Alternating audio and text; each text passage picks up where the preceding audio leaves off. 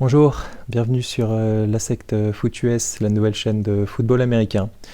Le contenu est très simple. On analysera chaque match de championnat, chaque semaine, durant toute la saison de NFL, en deux types de vidéos, les vidéos d'avant-match et les vidéos d'après-match.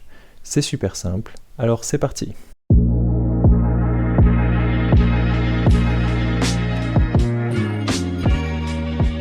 Et commençons tout de suite sur le match Dallas Cowboys contre les Cleveland Browns. Deux équipes qui ont fait un excellent parcours l'année dernière, qui ont même déjoué les pronostics, puisque les Dallas Cowboys ont fini premier de leur division avec un bilan de 12-5 devant les Philadelphia Eagles qui étaient pourtant favoris. Ces Dallas Cowboys ont été menés par deux joueurs qui ont eu un excellent niveau, je pense à Dak Prescott, 36 TD, 9 interceptions, et évidemment à CeeDee Lamb et ses 1749 yards l'année dernière. Du côté des Browns, ils ont fini avec un bilan de 11-6 qui est aussi très intéressant. On peut citer le joueur Amari Cooper et ses plus de 1200 yards l'année dernière, même si la qualité principale de l'équipe des Browns l'année dernière était sa défense qui était extrêmement dure à perforer. Malgré les bons parcours en saison régulière de ces deux équipes, il ne faudrait pas oublier qu'elles ont quand même fini par exploser en wild card face aux Green Bay Packers dans un match extrêmement difficile pour la défense des Cowboys et face à Houston pour les Browns. Pour cette année, les Dallas Cowboys en attaque disposent toujours de leur quarterback Dak Prescott, mais aussi du wide receiver CeeDee Lamb. Cela promet donc pas mal de touchdowns. Mais derrière CeeDee Lamb, il faut quand même mentionner qu'il n'y a pas grand monde. On peut citer le tight end Ferguson. Mais si CeeDee Lamb venait à être bien surveillé et bien contrôlé par la défense des Browns, le jeu sur les tight ends ferait en sorte que l'attaque des Cowboys finirait par manquer de profondeur. Et ça pourrait faire le jeu de la défense des Browns. D'autant que les Cowboys n'ont pas vraiment de running back numéro 1, ils en ont plusieurs. Encore faut-il attendre la saison pour savoir qui va émerger au poste de numéro 1. D'autant que du côté des Browns, la principale qualité, c'est la défense. Et notamment sa défense extrêmement physique et extrêmement difficile à bouger. Si jamais la défense venait à prendre le dessus physiquement et à couvrir CeeDee Lamb, eh bien, comme je l'ai dit, le jeu deviendrait extrêmement difficile pour les Cowboys et à mon avis, les attaques des Cowboys s'arrêteraient assez rapidement. Il y a quand même des interrogations sur cette défense puisque celle-ci a explosé lors du match de wild card. Il faut donc espérer que la pré-saison et la trêve a permis à ces Browns de se remettre à l'endroit.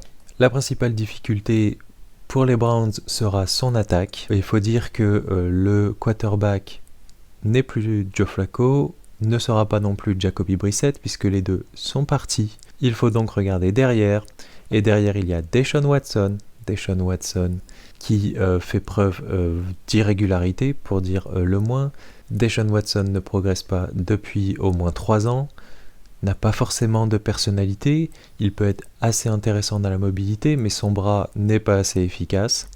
Et à côté de lui, on a un autre quarterback, une autre possibilité, il s'agit de Winston, qui là aussi est encore un peu tendre, en tout cas pour une équipe qui vise les playoffs comme l'année dernière. Sans oublier que Nick Chubb sera blessé toute la saison et qu'Amari Cooper, du fait d'une blessure, ne s'est pas entraîné. Du côté des Cowboys et de sa défense, on peut surtout évoquer le fait qu'il y a un nouveau coordinateur défensif, c'est Mike Zimmer. Mike Zimmer va avoir comme tâche assez difficile de combler les trous que cette défense a pu avoir l'année dernière, puisqu'elle alterne le bon, voire le très bon, et des trous d'air absolument impressionnants, donc du très mauvais de l'autre côté.